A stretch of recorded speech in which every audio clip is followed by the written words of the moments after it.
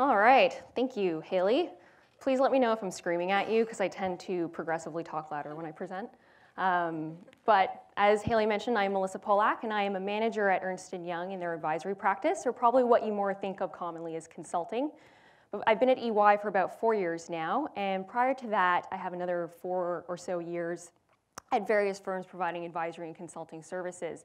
And as you can imagine, the lifestyle is not nearly as glamorous as TV might make you think it is, but it does give you the unique opportunity to talk to a variety of people in senior management and executive level positions at organizations that you likely wouldn't talk to otherwise. So when I agreed to present at this event, they told me just to speak about whatever I was passionate about, and I kind of struggled with that a little bit because there's so many things you could cover. I thought about doing a presentation just solely focused on my dog and realized that probably wouldn't actually appeal to maybe about half of you. But what I try to do is boil down some of that knowledge and that wisdom that I've received and benefited from in my career, both in observing it in other people and them directly telling it to me, and coming up with 5 lessons that I've learned. Originally, I called it the 5 facts of life or the 5 idioms of consulting, but let's be honest, it's not really that life-changing necessarily, but the things that I've found relevant in my professional career as well as in my personal life.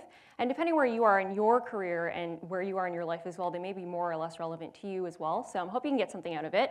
But without further ado, why don't we get right into it? So the first one is it actually gets more difficult. So this one's a little depressing, but unless you're days away from retirement, it actually does get a little trickier. Like Spider-Man says, with great power comes great responsibility. I think that's Spider-Man. It might be Superman. I'm sorry. Anyway. So when you progress and you become more senior in your firm, you often are more accountable for success and for failure. People count on you for guidance and for coaching, and your schedule just becomes crazy. If we just look at your schedule, you have your work schedule, and then you have like those things that you call friends. So you have your social life. If you have like one hobby that sort of takes away from your free time, then you layer on that thing that most people have, which is like a spouse or a family, and suddenly you're in this negative time pocket.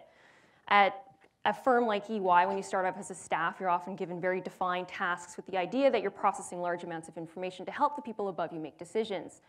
As you start to move up in the firm, you start to define those tasks and make those decisions. You start to lead people, you start to lead teams, and you start to become part of that creating new business process. You then go on to manage your own practice. You might even manage an office. You might even manage a national firm like EY Canada. You could even go on to become someone like our global chairman and CEO, Mark Weinberger. I can guarantee Mark never has to sit in economy or get stuck next to the bathroom, but I know for a fact that his schedule is a 24-hour schedule. So the offset to things being more difficult now is that the return for you is exponentially more rewarding. So I was lucky enough to attend a training where Mark was one of our instructors, and it was in Orlando. He arrived at training after a 17-hour direct flight from Dubai, where he had been working the whole flight, so he was just fried. And he admitted, you know what, it doesn't actually get easier, but he also admitted, it's because I want it all. So if I want all these things, it means I have to work hard for them. Having a tight-knit family, having a really successful career, being good at kickboxing, none of those things are given. So if I want to be good at all of them, I need to work hard at all of those things individually. He then told us a story about how when he was first elected global chair, within the span of about 2 weeks, he traveled around the world 2.5 times. So at the end of this 2-week period, he was in Hong Kong meeting with a potential business partner. And he invited him to stay for an extra night just to socialize and to go out and build their relationship. And Mark's a really business-savvy guy, but his family is also really important to him. And in this situation, he actually had to say no. And he had promised that he would be home the next day for his daughter's driving test because she was really nervous. So making that decision would have been more work for Mark in the sense that he now had 12,000 more kilometers to travel before he could put his head on a pillow. And it also meant that he'd likely have to work harder on his relationship with this new business partner than he would if he had stayed the extra night. But the most important thing for him was that he didn't compromise on either one of those things because he wanted to be good at both of them. So, wanting it all also means that you need to sometimes take calculated risks. So it brings me to the next one, which is to fake it till you make it. So this is one we actually say a lot at our job, because part of our job is just showing competence for the next level that you want, not necessarily the one that you're in. And it's really challenging yourself, putting yourself outside of your comfort zone, which can be really difficult. And for humans, a lot of that reason is because you have self-doubt. And your self-doubt stems from not your unsureness about your own competence, as well as your own competence in compared with other people. This feeling of self-doubt can be very negative, but it doesn't necessarily go away when you become a high-achieving person. And that feeling of self-doubt in high-achieving people is actually referred to as the imposter syndrome. There you go. So the imposter syndrome or the imposter phenomenon really describes someone who might, by all external measures, appear to be very successful, but on the inside feels that their success has been due to a series of flukes, it could be luck, and that next time, unless they put in an exponential amount of effort, they're going to fail. And the next time when they do fail, they're going to be exposed for the imposter that they feel like they are.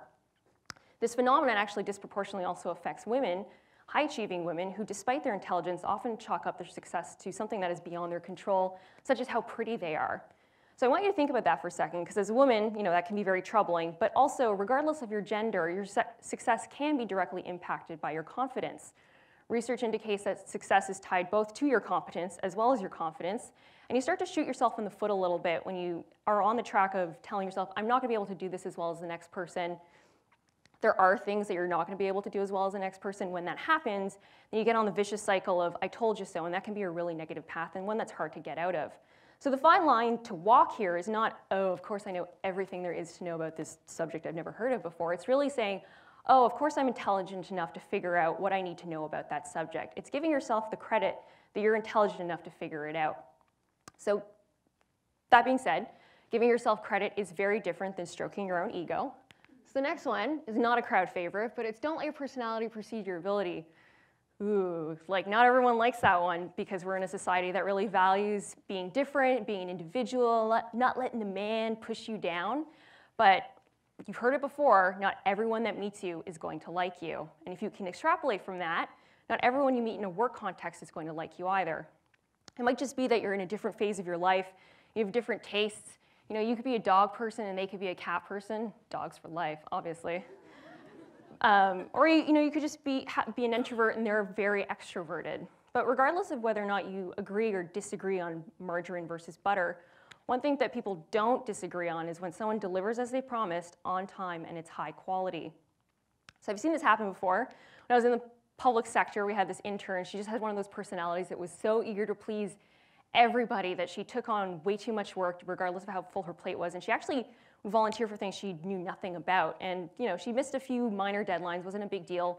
But it kind of came to a head when we were holding this reception. And I should explain that my old company was actually in this building that was like a retrofitted cathedral. So we had all sorts of strange equipment you wouldn't normally find at an organization, like a piano. And I kid you not, she volunteered to play the piano and didn't know how to play the piano. So, she sheepishly had to come out to us and admit, okay, I actually don't know, you're gonna need to find somebody else. We can see in that situation, it wouldn't have reflected badly on her to not volunteer, because not everyone can play the piano, but it did reflect quite strangely on her that she volunteered to play when she had no idea what she was doing. That being said, it doesn't just happen at the junior level. It often happens at the senior level too, because, and it's a hard fact, but as you get older, sometimes your personality can be magnified. You hear stories about divas like Mariah Carey or Jennifer Lopez that are notoriously hard to work with. And you have to hope on some level that their fame, their talent, or their star power ever so slightly outweighs their personality. Otherwise, it stops being worthwhile for other people to work with them. Same thing happens when you're on a team. You can get to a certain level of being really competent, but if your personality includes being difficult, being disrespectful to others, belittling the situation, or constantly being negative, you can kind of guarantee that your trajectory is going to change a little bit. So at their core, people do want to have something in common, and a lot of the times that can be difficult, especially when you're in new work environments. But I've always taken the approach of just let hard work be that thing that you have in common with other people. Like, there really is no downside to that, and at the end of the day, all that other stuff kind of just falls in the background because you're working towards a common goal anyway. I'm gonna shift gears a little bit. This one's a little more of a crowd favorite. Let's be adaptive to change. So that one's easy. Change, especially technology, especially for people like me, it can be really disruptive and it can cause problems in our lives. But these problems are things that help us grow as human beings. It helps us to adapt, to compromise, and often find solutions that are actually more innovative than the original way we were doing things in the first place. As humans, we're pretty good at that. We've developed opposable thumbs. We've also developed the digestive enzyme to digest lactose so that we can absorb more vitamin C with our calcium consumption. You don't have a whole lot of choice around your thumbs, your enzymes, but it can be really easy to try to dismiss little changes without actually considering the benefits or the calculated risks to it. So a good example of that is Smith Corona. So I was going to say half the room would know that that's a manufacturer of a typewriting company from the 80s, but I can see by the age group that most of you probably think it's the beer. Anyway, they were the predominant typewriter manufacturer in the 80s. Had a pretty sweet lockdown on this market, And then this weird emerging technology of personal computers came out, and they decided, you know what, we're not taking that calculated risk. We're not going to invest in this market we don't really know anything about. You have this sweet cash cow, and let's be honest, like, typewriters aren't going anywhere. Fast forward a little bit, and guess what? Smith Corona's totally gone, because, I mean, personal computers have become, the entire industry has shifted towards personal computers, where they've become intrinsic to everything we do every single day. As a firm, we also need to be really adaptive, and we need to change our services to match what our clients need, but also to anticipate what it is that they're going to need in the future. If we have a regulatory environment change, it often means that we need to be able to provide assurance over to a different level or a different type over their internal control system.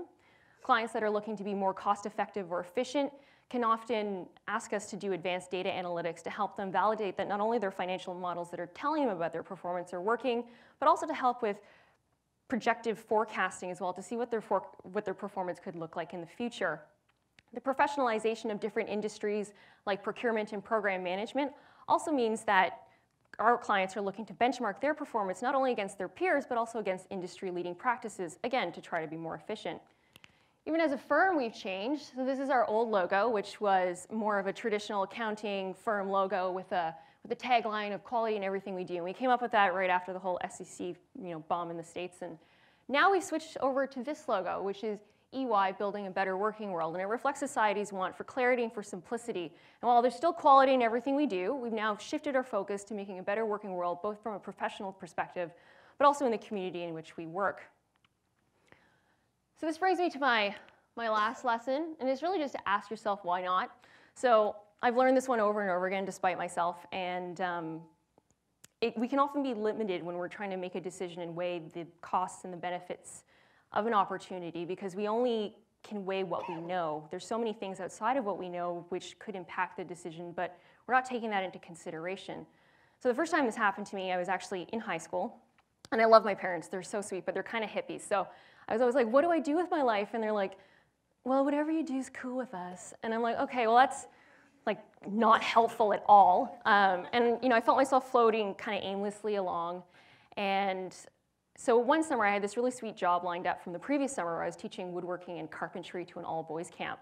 So you could kind of see where my priorities were in high school. But I was then offered another job where I could work as a research assistant, helping with closed-ended surveys for a management consulting firm when I was in high school. So I thought to myself, weighing the situation, okay, so I can spend my entire summer outside socializing with my friends, hanging out with cute boys. My only responsibility is making sure people don't cut off their hands. Or I could spend my entire summer in an office, see less of my friends, probably make more money, but I really don't know if I'm going to like it or not. Somehow I had the knowledge that I was an ignorant child, so I decided to go with the office position, and I actually really liked it. I turned it into a part-time job at university, and I started to take on progressively more complex tasks related to open-ended interviews and research and data analysis as well. And if you think about it, had I made the other decision, I might actually still be teaching woodworking at an all-boys camp, which at my age is actually really creepy. So the next time it happened was when I was already at EY. So I'd been in risk for about a year doing internal audit and risk management. I was given the opportunity to move to our business development team, which is more internal focused on pursuits. And the only thing I could really consider in my mind was, oh my gosh, this is going to put me one full year behind because I'm going to have one less year of internal audit experience. I'm not going to get the promotion that I wanted. Maybe it'll affect my raise. But again, I was like, all right, well, I don't really know what I'm getting into, so I might as well just try it. Jumped into it. Again, one of the best decisions I didn't really make for myself. Over the course of a year, all right, this is for the summer camp, missed that. Anyway, over the course of a year, I was able to work on 42 different pursuits, both on teams and in leading teams. I was able to work with all 4 of our service lines, so that's including assurance, tax, transactions, and advisory, and try to figure out what we do as a firm, which I figured out is actually pretty much everything. I worked with 12 of our 17 Canadian offices as well, and I also helped with 4 random pursuits from countries that are around the world where we just had something in common. So I had these people from Hungary reaching out to me because they wanted to do something in telecommunications, and we had those qualifications in Canada. In addition to all of this, I developed a really trusting relationship with my business development executive, and as a senior, which is really only one level above an entry-level staff, he actually let me chair the partner and associate partner meetings in our office when he was away. I started to develop a reputation with these partners as well for being very competent, and eventually they elected me to go on to a committee with my fellow North and South Americans to talk about issues that face us as a firm from a global perspective. So I really don't think I would have gotten that relationship with those partners had I been buried in the risk team. And you can guarantee when I was making that decision, I didn't think of any of those things. It really was not in my sight view. So when I'm making decisions, I'm trying to be conscious of the fact that I'm really not considering the entire picture. Oh, that's pretty much it for me. So I just wanted to thank you all for listening. I think when I was coming up with this presentation, one thing I realized that I'm passionate about is just the collective knowledge that we have as a group, particularly as young professionals. So I'm hoping next time I'll see one of you up here. So thanks again.